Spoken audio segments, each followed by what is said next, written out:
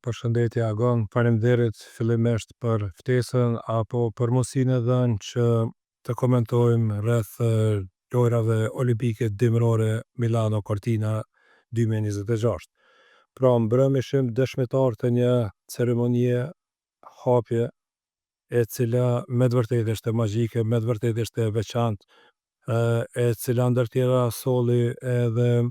një dashmëri të ndryshme të koreografisë, ngjarjeve artistike, pastaj edhe historisë në vazhdimsi dhe zhvillimit të këtyre lojrave, të cilat çdo herë po bëhen më interesant dhe vetëm sa po tërheqin më shumë vizitorë. Kjo po edhe me tërheqjen apo interesimin e madh të shteteve tjera të cilat më herët nuk kanë marrë pjesë në olimpiadë, të cilat çdo vit apo çdo herë që çdo 4 vite ato janë duke ushtuar dhe këtë po shohim që kjo familje e sporteve të bardha vetëm se çdo herë është duke shku është duke u zgjeru në të gjithë botën. Pra veçantia e tyre apo veçantia e lojrave është që e gjithë bota të bëhet së bashku. Ishte mes tjera krenari e madhe apo një moment shumë i veçantë të shohim edhe parakalimin e sportistëve apo reprezentuesve tonë, pra përfaqësuesve të Kosovës, e cila ishte përfaqësuar nga skitarja Kiana Kryziu dhe gjithashtu skitari Drin Kokaj.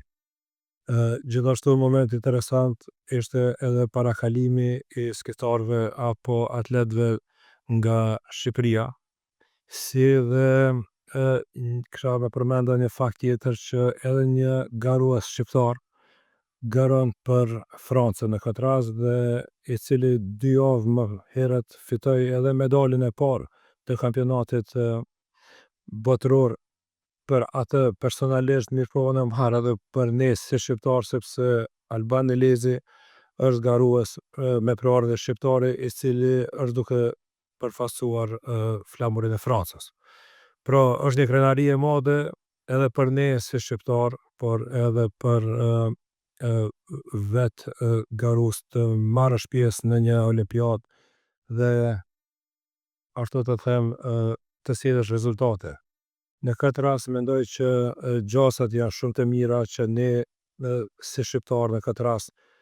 të rrëmbejmë së paku 1 apo edhe 2 medalje olimpike, pasi që çdo herë në olimpiadat dimrore favoritët të cilët mendojnë se do të jenë favorit ata rrallë herë edhe korrin rezultate të mira. Dhe çdo herë në olimpiada ndodhin edhe befasi dhe unë mendoj që edhe jam i bindur që do të kemi edhe befasinë e radhës në këtë rast